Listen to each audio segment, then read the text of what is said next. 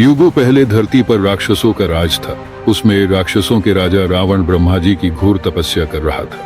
रावण की तपस्या से प्रसन्न होकर ब्रह्मा जी ने रावण को वर दिया कि उसे कोई देवता और कोई तेजस्वी पशु नहीं मार सकता, और अमर होने का वरदान दिया।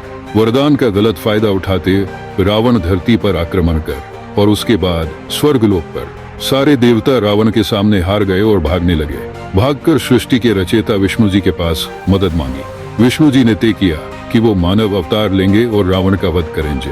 योजना के हिस्से के रूप में भगवान विष्णु को मजबूत और समर्पित सहयोगियों की आवश्यकता थी। भगवान शिव ने स्थिति की गंभीरता को समझते हुए भगवान विष्णु के अवतार की सहायता करने का निर्णय लिया। अपने दिव्य शक्ति का एक अंश एक शक्तिशाली वानर के रूप में प्रकट किया। समय बीतता गया, साल बीतते गए।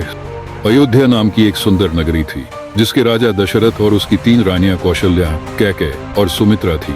हालांकि राजा दशरथ समृद्ध, शक्तिशाली और गुणवान थे, लेकिन वह अत्यंत दुखी थे क्योंकि उनके कोई संतान नहीं थी। संतान प्राप्ति की इच्छा से राजा दशरथ ने अपने राजगुरु ऋषि वशिष्ठ से मार्गदर्शन प्राप्त किया। वशिष्ठ ने उन्हें पुत्र प्राप्ति के लिए यज्ञ करने की सलाह दी और यज्ञ करने की तैयारी शुरू की। वहां दूसरी ओर हम्पी वानरों का देश, जहां एक सुंदर कन्या जिसने वानरों के सम्राट केसरी से विवाह किया। पुत्र प्राप्ति की कामना से केसरी और अंजना ने भगवान शिव की आराधना की।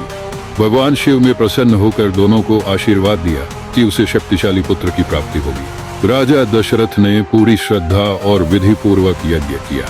यज्ञ से प्रसन्न होकर अग्निदेव यज्ञ की अग्नि से प्रकट हुए और उन्होंने सोने के पात्र में रखी दिव्य खीर राजा दशरथ को दी, जिसे 3 रानियों में बांटने का निर्देश दिया। वायुदेव ने उस दिव्य आशीर्वाद का एक अंश अंजना तक पहुंचाया, जिससे उनके गर्भ में भगवान शिव की शक्ति का संचार हुआ। समय बीतता गया। चैत्र मास की 9वीं तिथि को रानी कौशल्या के गर्भ से भगवान राम का जन्म हुआ। रानी कैकेयी ने भरत को जन्म दिया और रानी सुमित्रा ने लक्ष्मण और शत्रुघ्न को जन्म दिया। कुछ समय पश्चात अंजना ने एक तेजस्वी और शक्तिशाली पुत्र को जन्म दिया, जो हनुमान कहलाए। यहाँ तक हमारा सफर खत्म नहीं होता, अभी बहुत कुछ बाकी है। इसे ही मजेदार वीडियो को देखने के लिए हमारे साथ जुड़े रहे और हमारी चैनल को सब्सक्राइब करें।